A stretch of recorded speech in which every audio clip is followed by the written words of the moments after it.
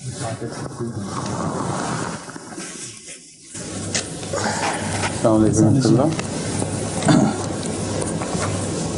are quite a few French-speaking people here these days. And permanently, many Mauritians live here. So why didn't you make some effort to collect some of them for this program?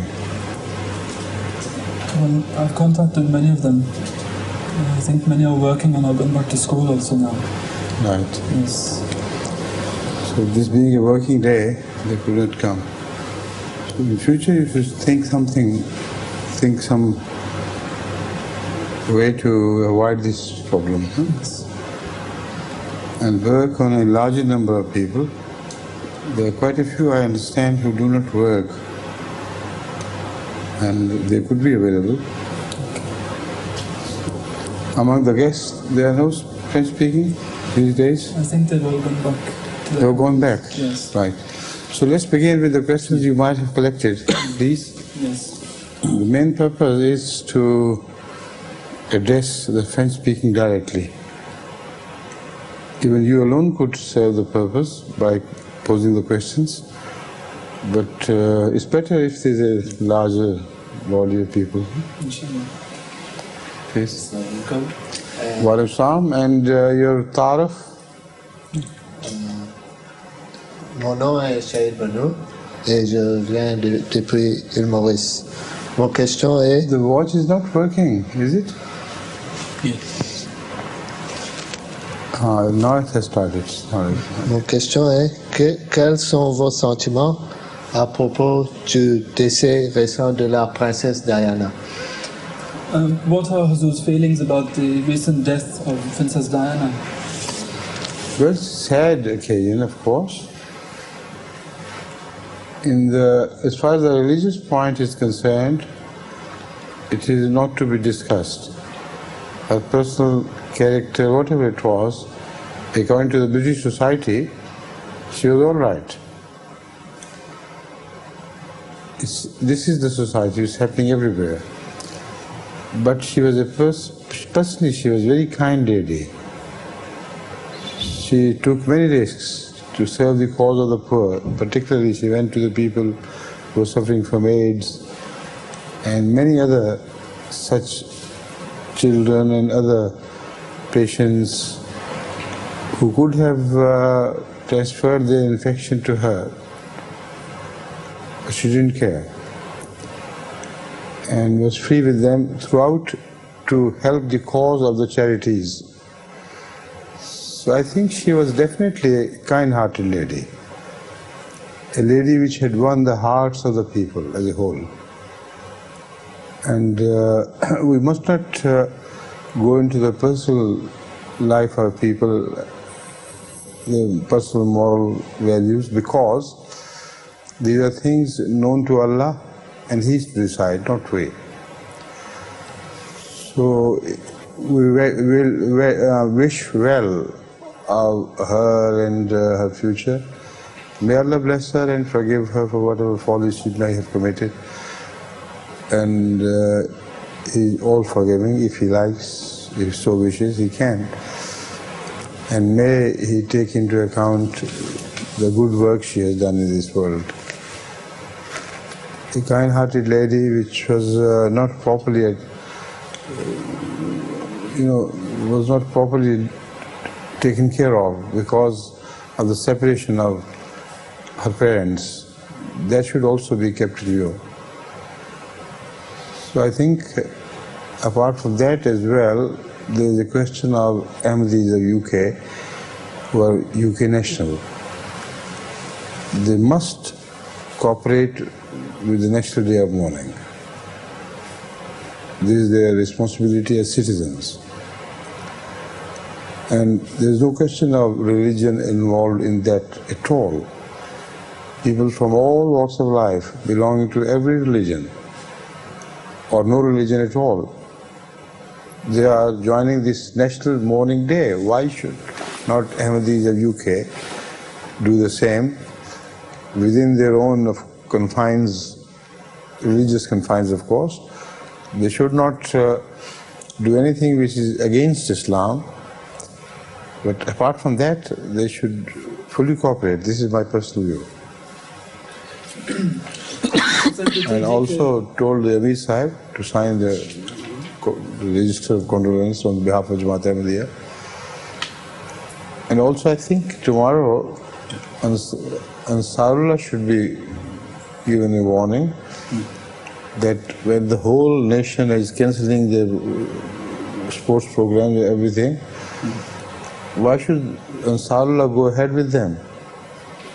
So they have already changed the sports events. Have they? Yes, they are doing some indoor academics. Oh, academics is all right. Yes, But already, yes. that will be an affront to the whole society if they publicly openly defy this morning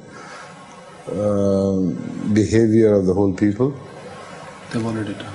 Alhamdulillah, I'm glad they've done that. Sa Sainteté le Calife, Ayatollah Talal Aziz, a dit que en And effet, moreover, it c'est should be done afterwards. Yeah.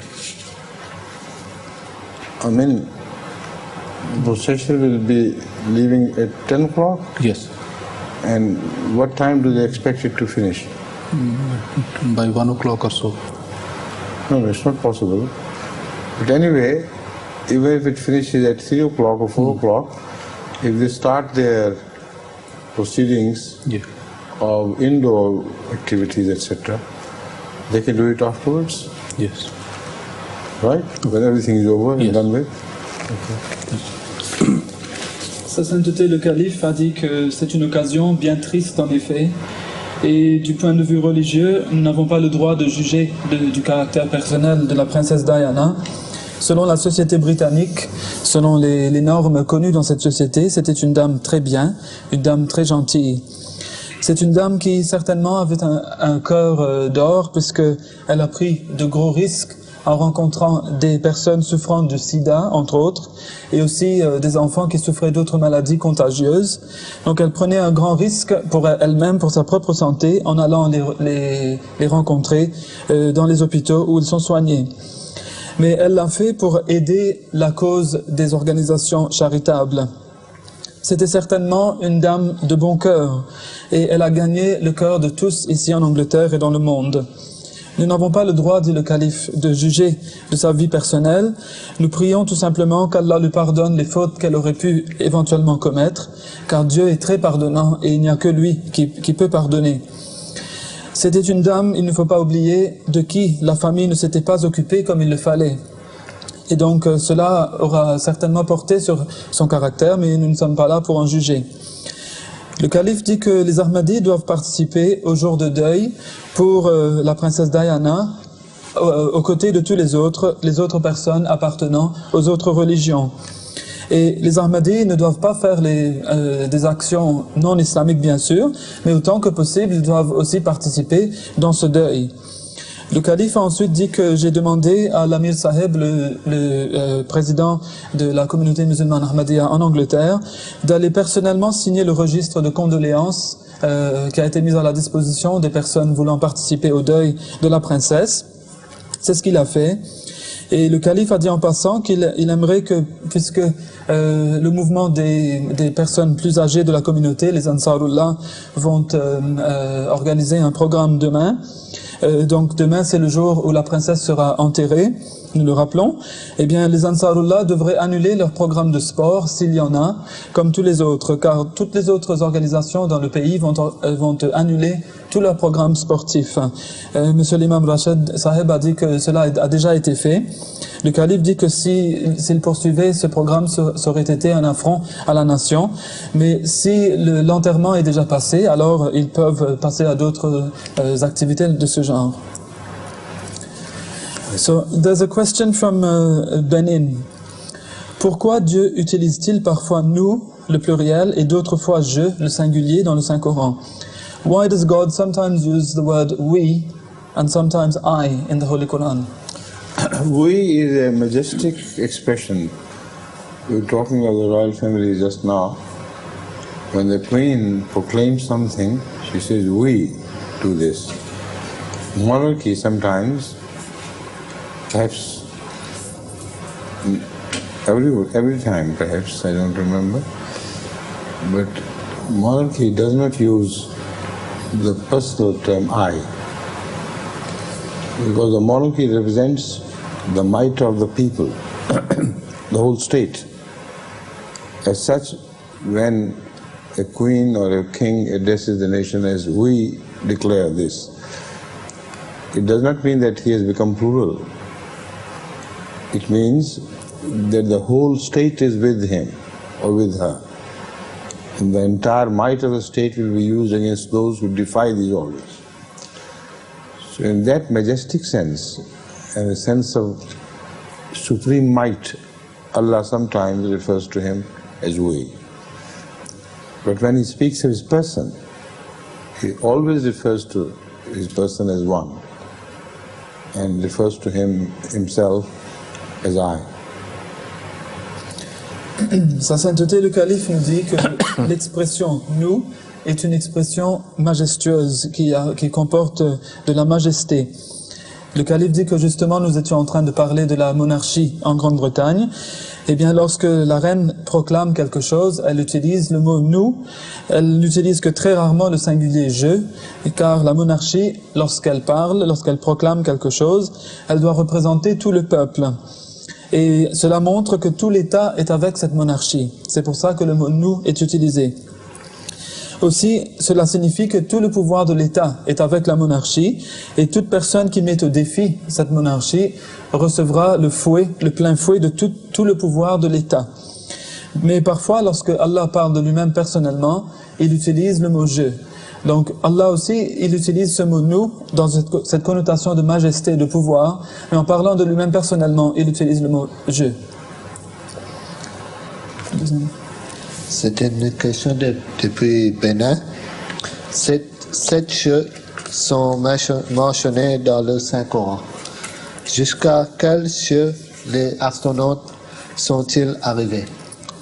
Another question from Benin. 7 skies, or 7 heavens are mentioned in the Holy Quran. Up till which heaven or sky have the astronauts managed to get? The question is framed because of a misunderstanding of the verse is mentioned or referred to. The 7 is a perfect number and is a repeatable number. That is why there are always 7 days to a week,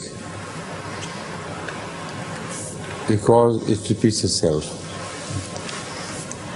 And amazingly, it's a proof of the truth of religion as such. All over the world, wherever there is a divine religion, it speaks of weeks as 7 days, and the beginning of the creation as beginning of the 7 days period. The 7th day, Allah rests, whatever the rest means, but He does rest on the 7th day, and the whole process is completed in 7 days. Now, look at the history of mankind. Even those people who have not followed any religion, right from the times immemorial, all over the world, the weeks are divided into 7 days. Why? It's fantastic.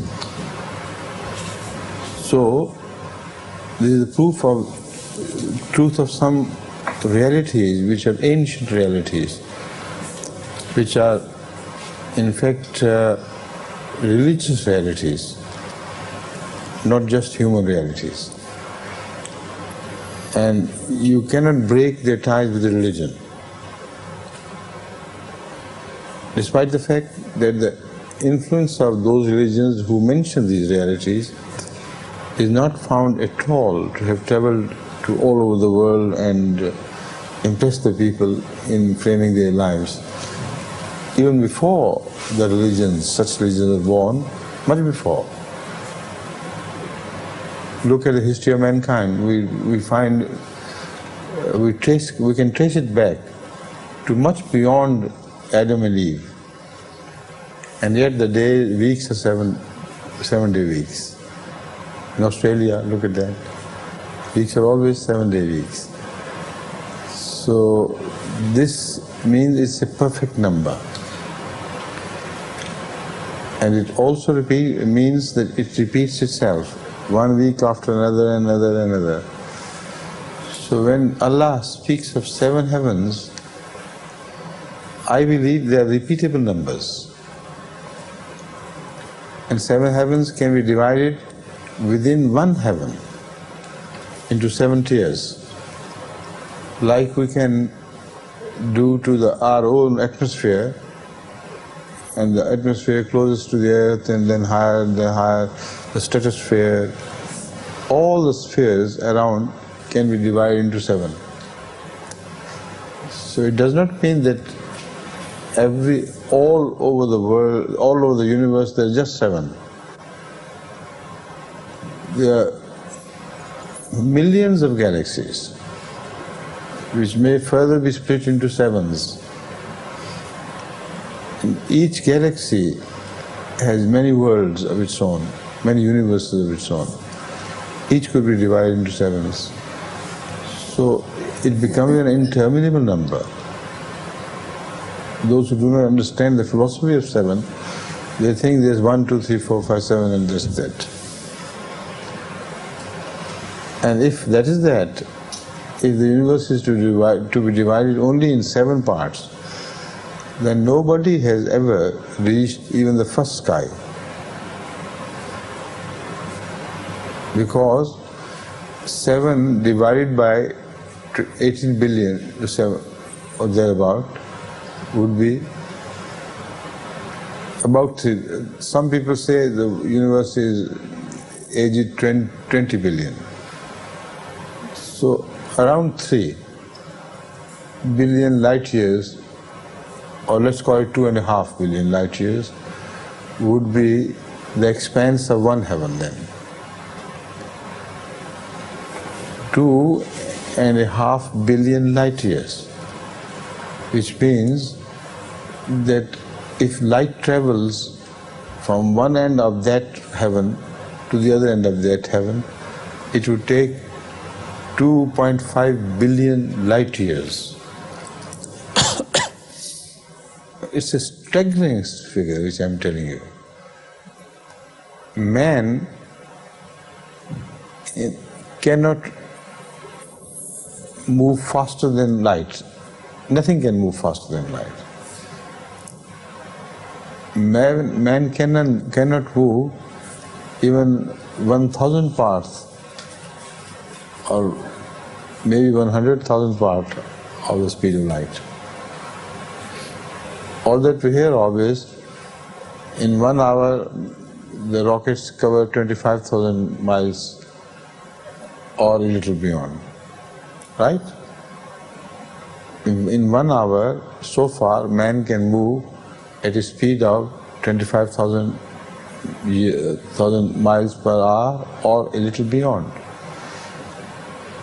Now, in 1 hour, how many seconds there are? And for each second, the light travels 186,000 miles. Each second, the light travels 186,000 miles. Now imagine, in the 1 second of the light, 186,000 miles, how much time man would require to travel? And how many seconds there would be in 1 year? So what light travels in 1 year is a distance which is impossible for man to cover in all his lifetime. Multiply the seconds of 1 year by 186,000 miles,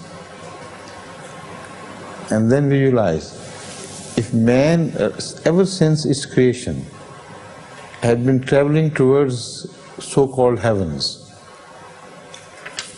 at the speed at which man is now possible to travel, that is 25,000 miles per hour.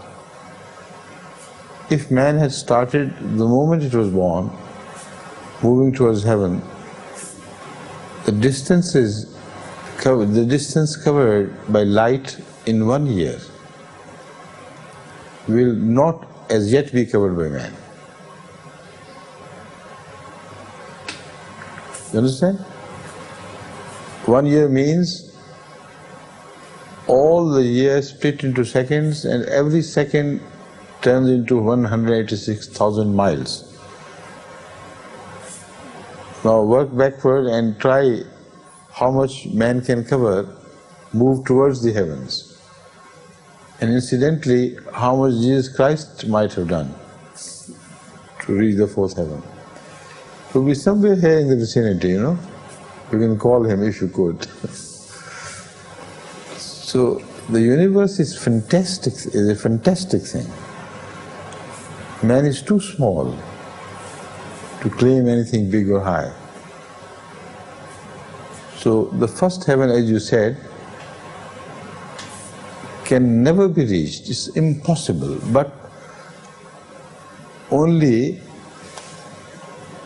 infinitesimally small measure of that heaven could have been reached by man if he had started moving towards it. Still he would be within 1 light year.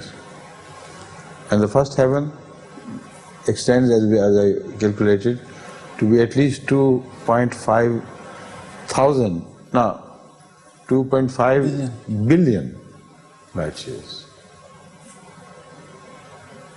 Staggering, isn't it? Yes. But it's difficult to tell the common people how staggering it is. They have no idea of mathematics. They have no idea of speed of light and this and that. So I have just broken it down into small fragments of 1 year out of 2.5 billion light years, right? Sa Sainteté le Calife dit que cette question a été posée à la base d'un malentendu à propos de ces versets. Ces versets qui mentionnent donc le fait que le ciel a été divisé en 7 cieux. Le Calife dit que le chiffre 7 est un chiffre parfait et répété. Par exemple, nous avons les 7 jours de la semaine. C'est un chiffre qui, comme nous le savons, se répète. Et c'est une preuve en elle-même de la véracité des religions. Nous voyons que la semaine est de 7 jours. Et la religion mentionne la création comme s'étalant sur 6 jours. Et ensuite, il y a le 7e jour où le Seigneur se repose. Le Calife dit quelle que soit la façon que Dieu se repose. Il y a des peuples qui ne suivent même pas la religion, qui ont quand même, depuis toujours, des semaines qui sont divisées en 7 jours. C'est donc une ancienne réalité, une réalité religieuse aussi, mais qui existe, comme le Calife l'a dit, même avant la naissance des religions. Et si nous tournons vers l'histoire de l'homme, nous verrons que la semaine, même bien avant les religions, était divisée en 7 jours. Donc le chiffre 7 est un chiffre parfait, un chiffre qui se répète semaine après semaine. Ici, Allah parle de 7 cieux. Les cieux, dit le Calife, je pense, se succèdent exactement comme les semaines. Et un seul ciel lui-même peut être divisé en 7 différentes parties qui représenteraient à elles-mêmes 7 cieux. Par exemple, le Calife dit que l'univers lui-même peut être divisé en 7. Alors, disons que cela est possible. Eh bien, nous savons que l'univers a une étendue d'à peu près 18 milliards d'années-lumière. Donc, cela veut dire la distance que peut recouvrir la lumière en en 18 milliards d'années. Et la vitesse de la lumière, comme nous le savons, est très très grande, à peu près, plus de 250 000 km par seconde. Donc cela représente une distance vraiment inouïe. Eh bien, si par exemple nous divisons l'univers en 7, cela ferait à peu près 2,5 milliards d'années pour un seul ciel. Le Calife demande alors, est-ce que l'homme a pu recouvrir même une infime partie du premier ciel? Laissons encore de côté les autres cieux. Eh bien, nous savons que la lumière, ce qu'elle peut parcourir en 1 an, l'homme ne pourra jamais parcourir cette distance, même s'il y passe toute sa vie.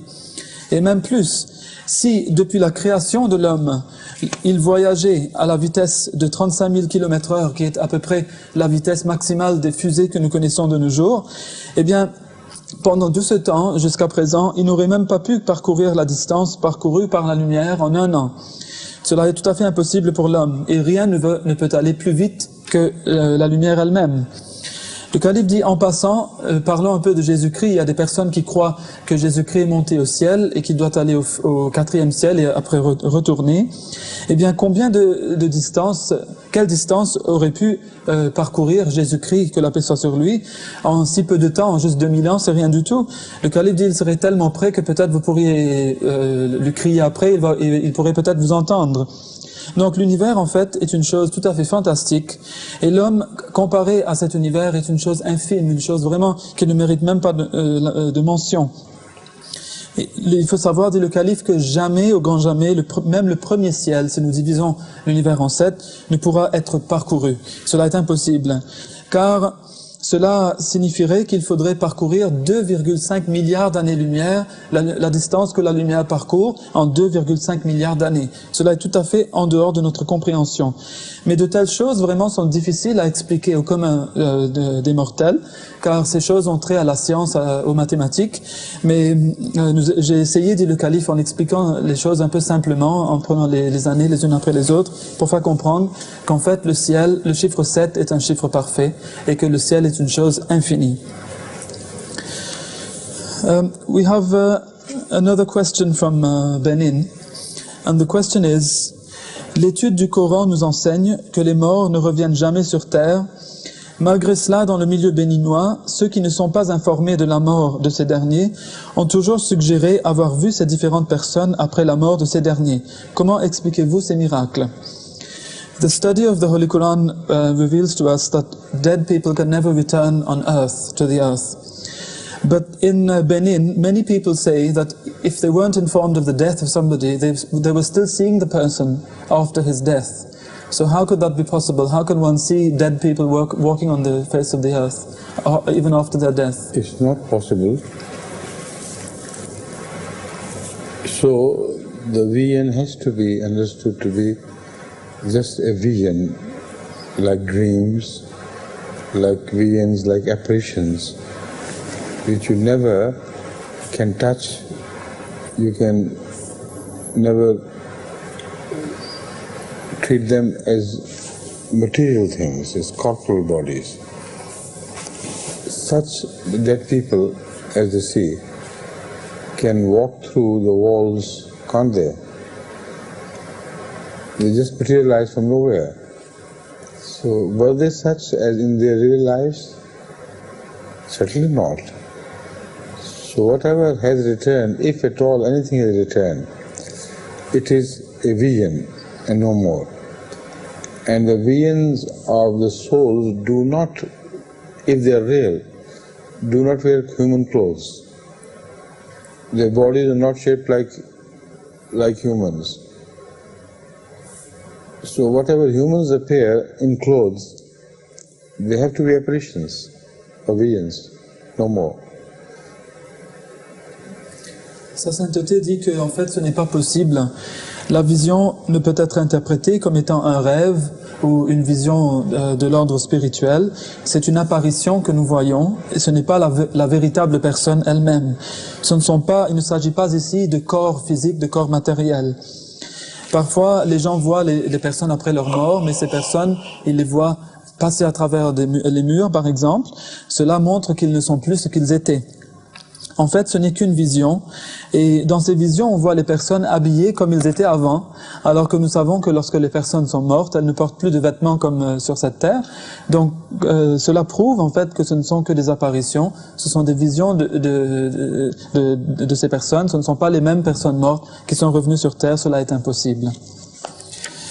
The second thing is, why does it appear in Benin alone, of all the countries of the world?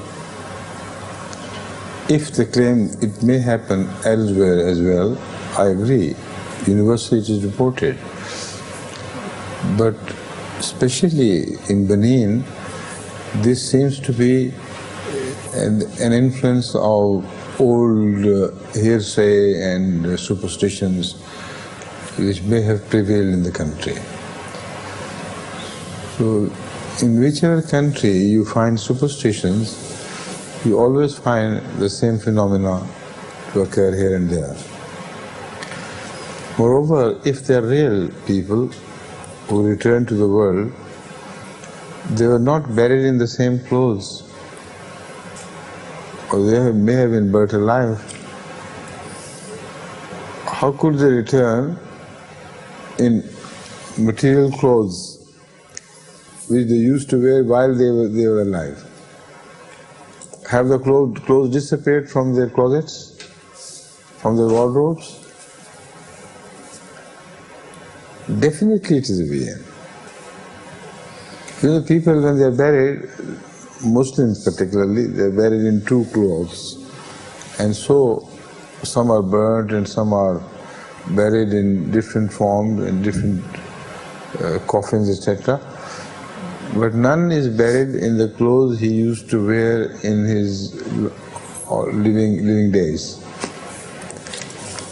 When they are seen in the same clothes. So those clothes could not be material. See?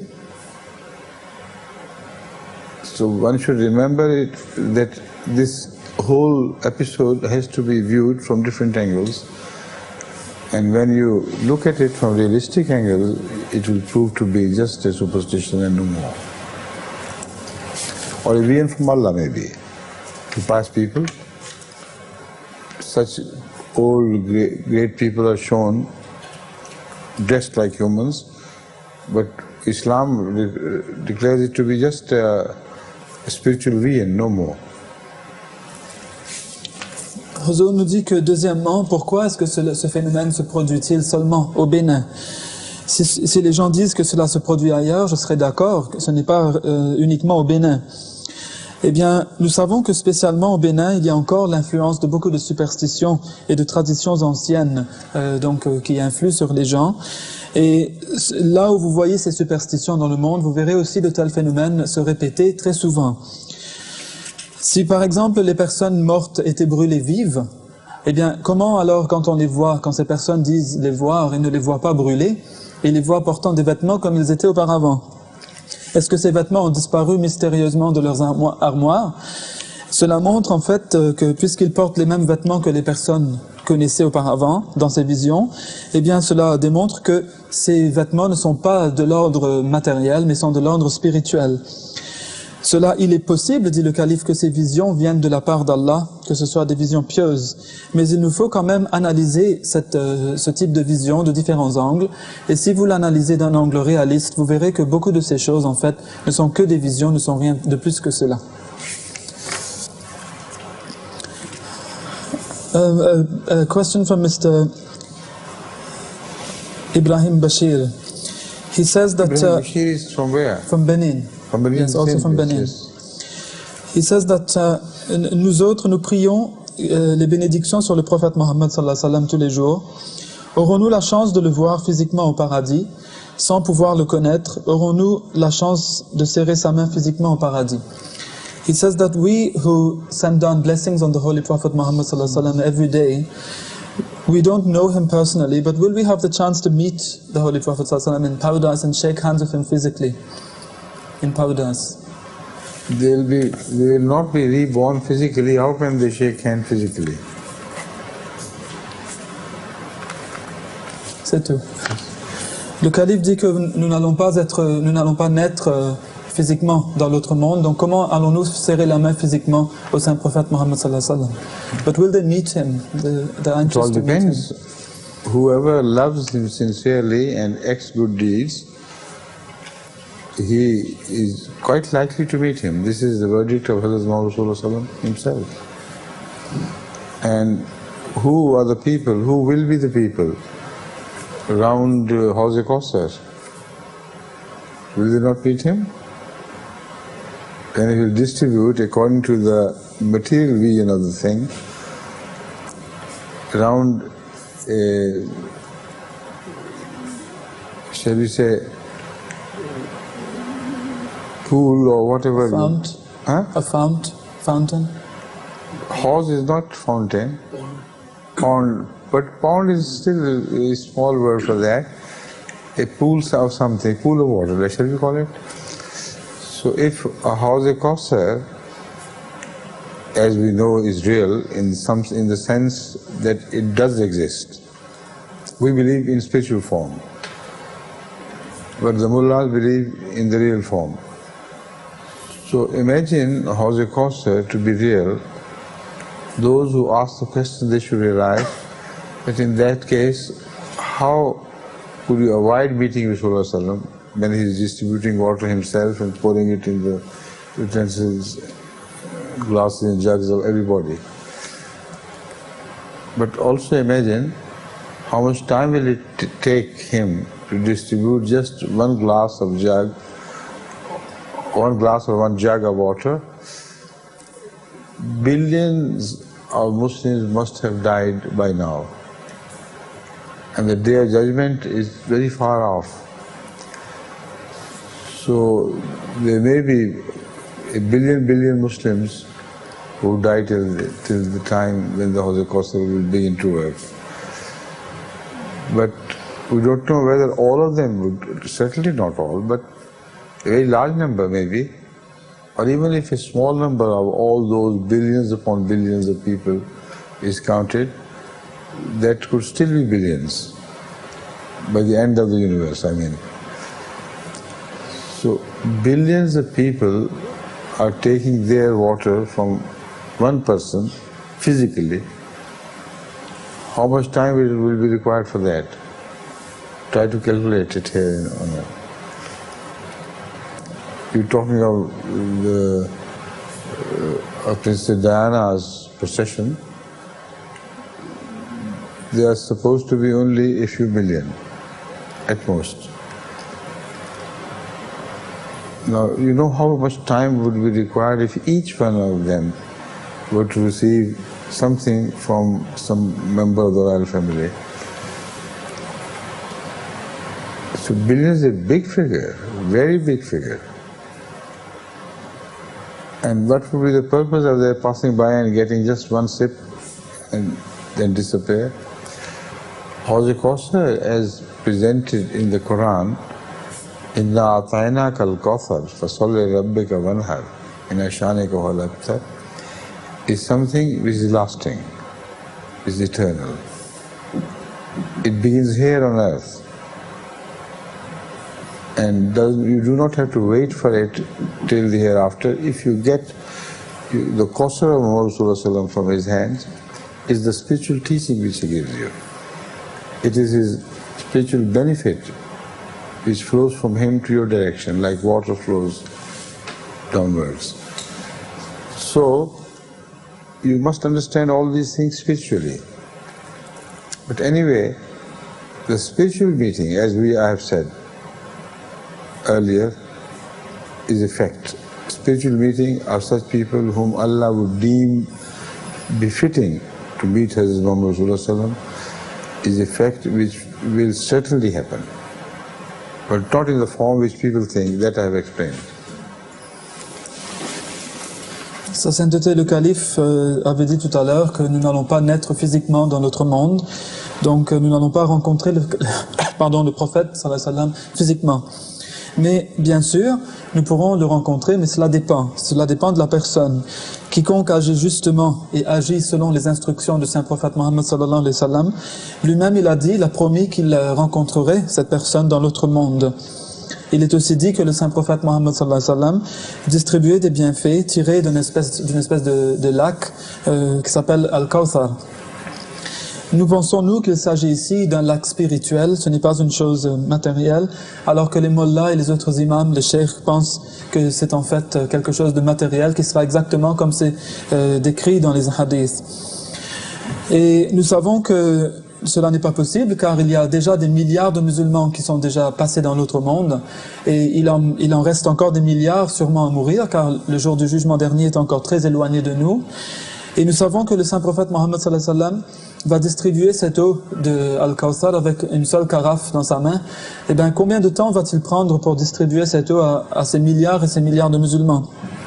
Pour avoir une idée de la grosseur de cette foule de musulmans qui s'attendent à recevoir leur eau, si c'était une chose physique, eh bien, comparez cela à la procession mortuaire de la princesse Diana. Vous avez vu, des millions de personnes sont allées la voir et on voit la procession qui n'a pas de fin. Mais là, il s'agit seulement de quelques millions, alors qu'ici, il s'agit de milliers de millions, donc des milliards de personnes. Donc cela prouve que ceci est une expérience spirituelle. Lorsqu'Allah subhanahu wa ta'ala dit dans le Saint-Coran « Inna a'tainaka al-Kawthar » que nous t'avons certainement donné, nous avons accordé le Kawthar, eh bien c'est un lac de bienfaits qui commence déjà sur cette terre, dans ce monde. Ces personnes qui vont suivre les enseignements spirituels du Saint-Prophète Mohammed sallallahu alayhi wa sallam commenceront déjà sur cette terre à recevoir leur part spirituelle de ces bienfaits. Par contre, la rencontre avec le prophète est une chose certaine, car Allah l'a promise à quiconque il voudra. C'est Allah qui décidera qui pourra rencontrer le prophète ou pas. We have a question from Burkina Faso also. Est-il permis aux Ahmadis de donner de l'argent à leur père non Ahmadi pour la consommation de l'alcool? It's an Ahmadi who's converted from Christianity, I believe, who put this question.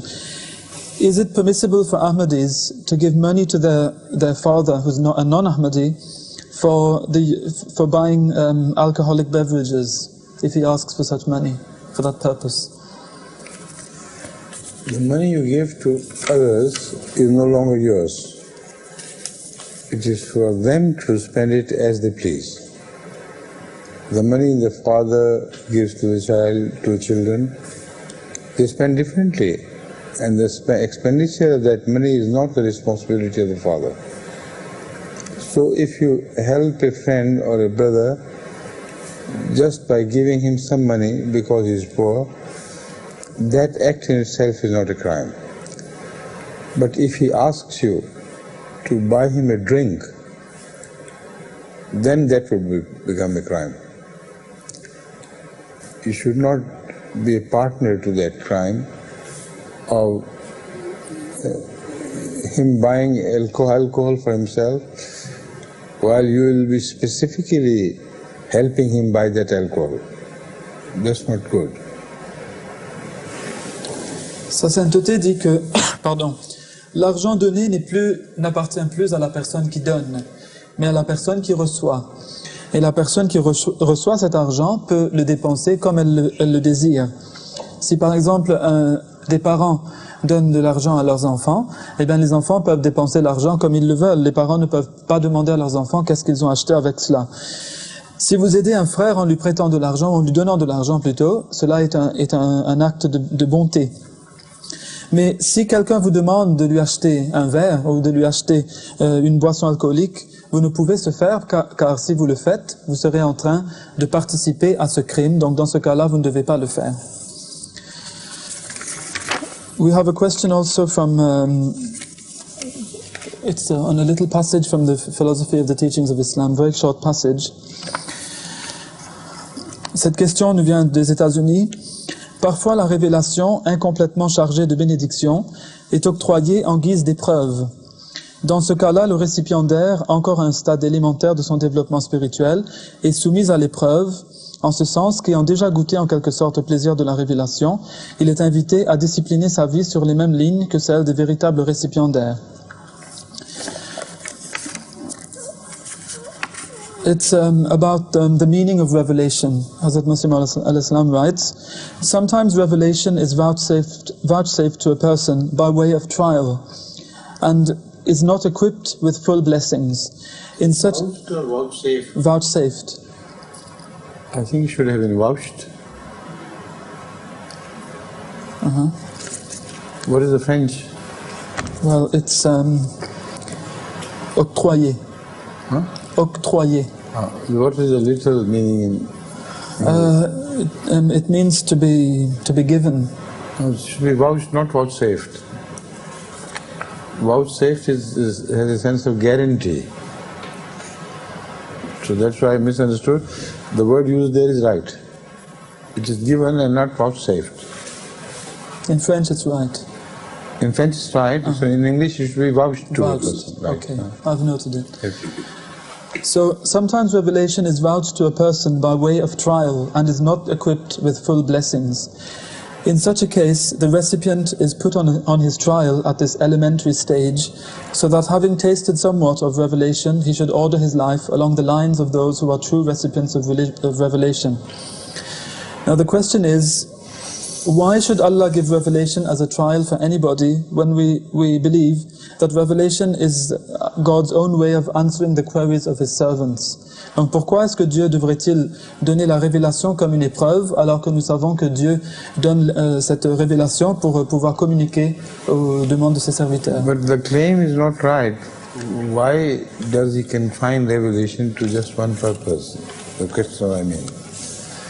Revelation has many purposes, and Hazrat Masih Maud has clearly defined revelation in its largest sense as well. Revelation is sometimes given to people who do not even believe. But through revelation they realize that there is a phenomenon of which religious people speak. So, like a sprinkling of a specimen all over the world, revelation is sprinkled on mankind from time to time, even on non-believing people and even irreligious or anti-religious people sometimes. Again, revelation is vouched to such people who aspire to have revelation and to show off their revelation to the people as a sign of their holiness. So all they are concerned with is their ego, and revelation is only a means. So such people are given that sort of revelation which, as Mr. Shah mentioned here, it becomes a trial for them. They speak of revelation which is only a trial in the sense that it turns them into more proud of their own selves and their holiness until they falter. And when they falter, then all their inner self is exposed. And the revelation they talk of is not always in their favor. It is sometimes a warning to them of their future, which is disastrous in itself. So I'm just giving a sample answer. This subject can be discussed in much more detail, like it has been discussed in Haqiqatul Wahi. So if anyone must have access to the full answer to this question and the different connotations of revelation, he should turn to the book Haqiqatul Wahi written by Hazrat Masih Maud. Sa sainteté le calife dit que la révélation en fait comporte beaucoup de différents objectifs, de différents buts. Et le Messie premier alayhi salam a expliqué la révélation dans son contexte le plus large. Il explique que, par exemple, la révélation n'est pas confinée aux seules personnes religieuses, mais que même des personnes irreligieuses, non croyantes, peuvent aussi recevoir cette révélation divine. La révélation est arrosée, pour ainsi dire, sur le monde entier, pour donner des preuves de l'existence de Dieu, un avant-goût aux personnes pour qu'elles puissent savoir que Dieu existe et qu'il parle à tout le monde. La révélation est octroyée à certaines personnes qui malheureusement l'utilisent seulement pour se montrer, pour se vanter en disant que Dieu nous parle, Dieu nous montre des choses. Et c'est leur attitude qui fait de cette révélation en fait une épreuve. C'est cette épreuve qui les fait devenir de plus en plus arrogants et les fait finalement tomber. Et c'est lorsque ces personnes tombent que leur intérieur est exposé. Donc en fait, si on analyse la véritable nature de la révélation que recevaient ces personnes, eh bien cela serait que la révélation serait en train de les avertir de leur fin imminente. C'était plutôt un avertissement pour eux.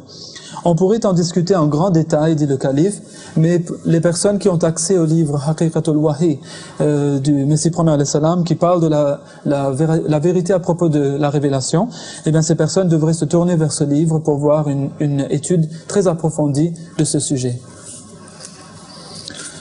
We have another question from Benin. Benin, why did you leave it at all?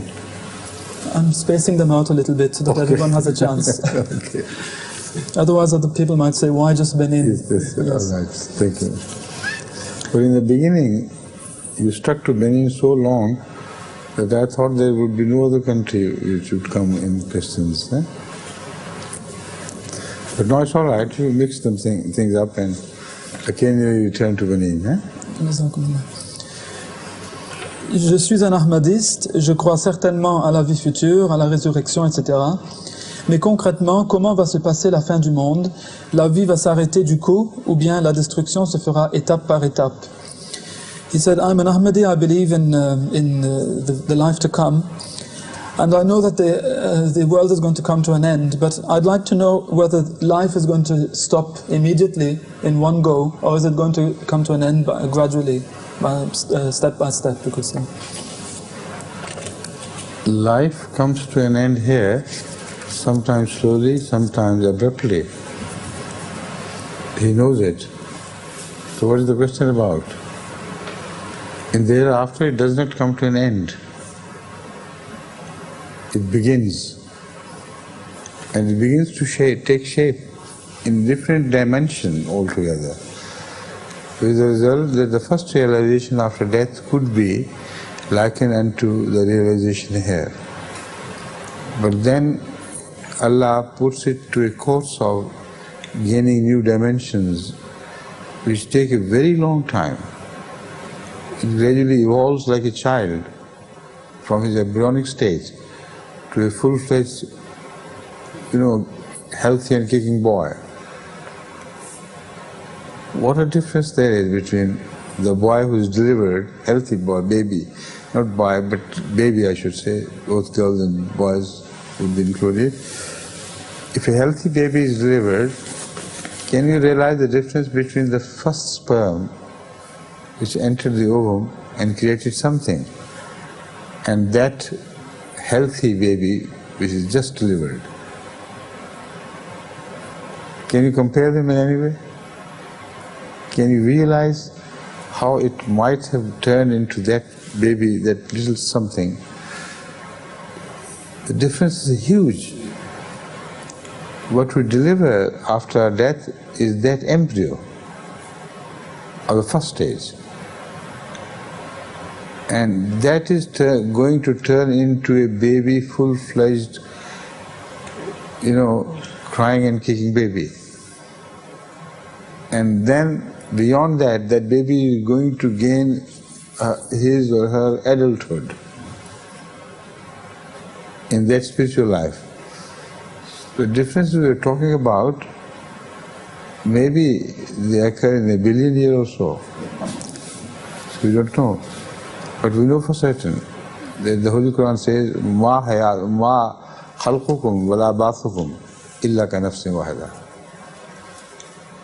Your first creation and your creation in the hereafter is just like the birth of a single person.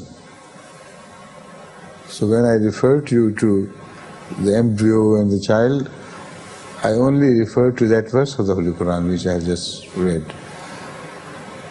So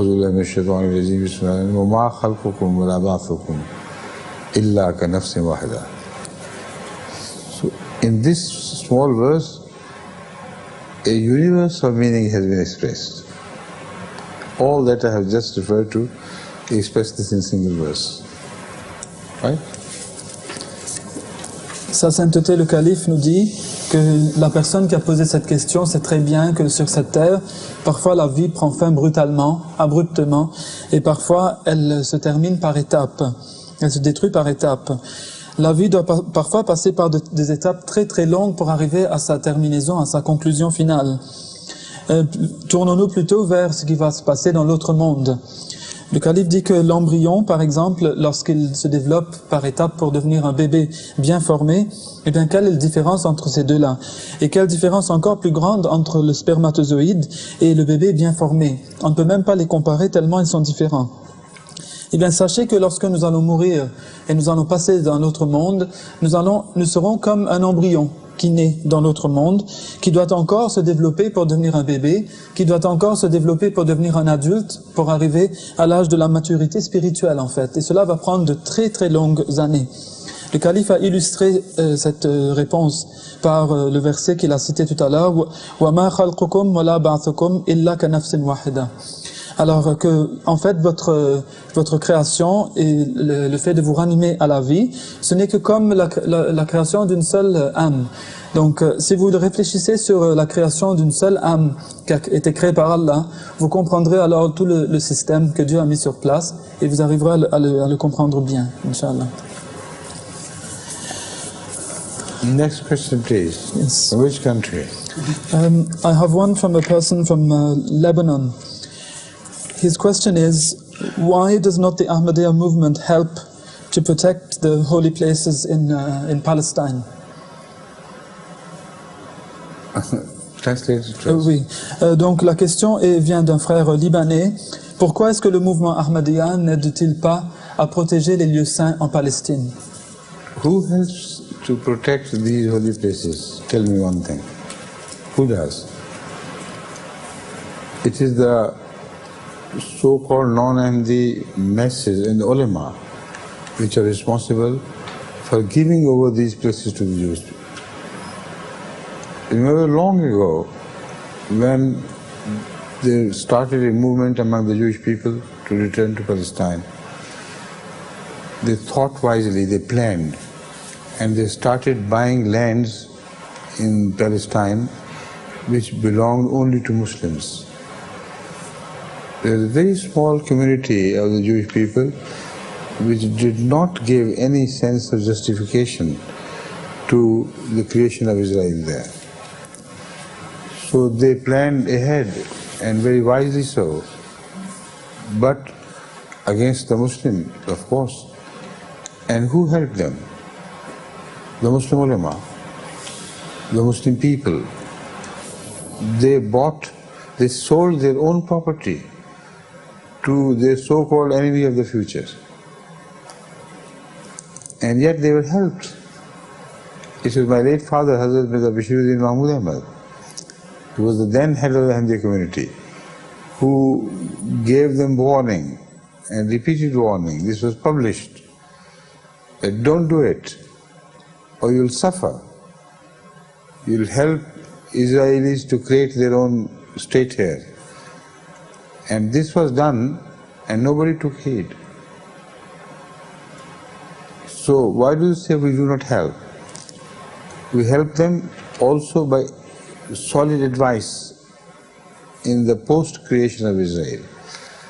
I have been delivering my lectures addressing this question and telling the Muslim leadership that you are fighting against a stone wall.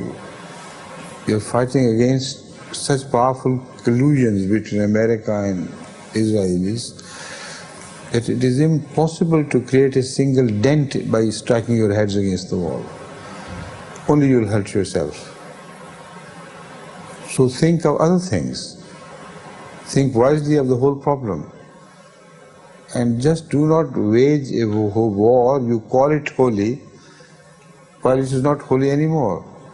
You gave up your own territories, you wanted to regain them through bloodshed. That will not happen. It will be your own bloodshed, but the territories will not be gained. So what is the wisdom behind this sort of jihad, where you are only the loser? While the holy jihad of Hazrat Muhammad turned you into a people who always gained. So this is what we have been advising them. Every time they went into war with Israel, they lost more territory. Every time they killed a few Israelis, they lost thousands of Muslims, innocent children and women to be slaughtered. Who is responsible for this? Is this the holy war, which is so-called holy war, waged by Muhammad? Never. His war, even against infidels, was not against women and children, but by killing a few children of Israel, you have this havoc of their revenge brought upon thousands upon thousands of Muslim children and women. Do they call it jihad? Do they want us to help them in this jihad? Certainly not. But in the wisdom, in the truth, in what they should do about their own lost territories, we have been advising them. I still advise them, and I tell them to have a more healthy and wise policy in which you do not defy the laws of nature, but you work according to them and defeat Israelis by superior wisdom. That I think still can be done. Please. Sa sainteté le calife nous dit que qui aide à protéger les lieux saints de nos jours? Ce sont les ulama non ahmadis. Eh bien, je voudrais dire quelque chose à leur propos. Ce mouvement qui a commencé à faire retourner les Juifs en Palestine, alors qu'il n'y avait qu'une très petite communauté juive en Palestine au départ, ce mouvement ne trouvait aucune justification pour la création d'un État juif dans ce pays. Qui les aida à venir? Ce sont les mêmes ulama non ahmadis, les ulama des musulmans non ahmadis, qui avaient aidé les Juifs à acheter des terres en Palestine. Mon regretté père, dit le calife, avait averti ces musulmans à cette époque-là de ne pas vendre leurs terres car sinon ils le regretteraient très amèrement. Mais ils ne l'ont pas écouté évidemment. Et moi aussi, dit le calife, à maintes reprises dans mes différents discours, je me suis adressé aux Palestiniens et à ce problème. Et je leur ai dit qu'il est inutile de se cogner la tête contre le mur d'Israël, car c'est un mur qui ne se brisera pas et que vous ne ferez que vous faire mal à votre propre tête. Vous avez vendu vos terres, à présent vous voulez les récupérer en faisant couler le sang. Cela ne se fera pas. Vous dites que c'est un djihad, mais le djihad du saint prophète Mohammed sallallahu alayhi wa sallam était un djihad qui a toujours fait aux musulmans et à vous, en s'adressant donc à ces mêmes Palestiniens, recevoir de nouvelles terres, de nouveaux terrains à chaque fois que le djihad s'était fait. Mais ici, à chaque fois que vous faites la guerre à Israël, eh bien, vous avez perdu des terres et les vies de milliers de femmes et d'enfants innocents ont été perdues. Est-ce que c'est ça un djihad? Eh bien, nous n'aurons rien à voir avec ce djihad parce que ce djihad n'est pas le djihad du prophète Mohammed sallallahu alayhi wa sallam. Quand est-ce que les vies des femmes et des enfants innocents ont-ils été perdues dans le djihad du saint prophète Mohammed sallallahu alayhi wa sallam? Jamais. Eh bien, le calife dit, nous les avons conseillé tout au long de ce parcours, et nous les conseillons encore d'adopter une politique où ils ne mettent pas au défi les lois de la nature, et ils doivent donner la défaite à Israël en utilisant une sagesse supérieure. C'est ça le conseil que nous leur donnons. Jazakumullah, and we take leave of you. We have taken a minute or two more. But still you have done well, mashallah. Assalamu alaikum.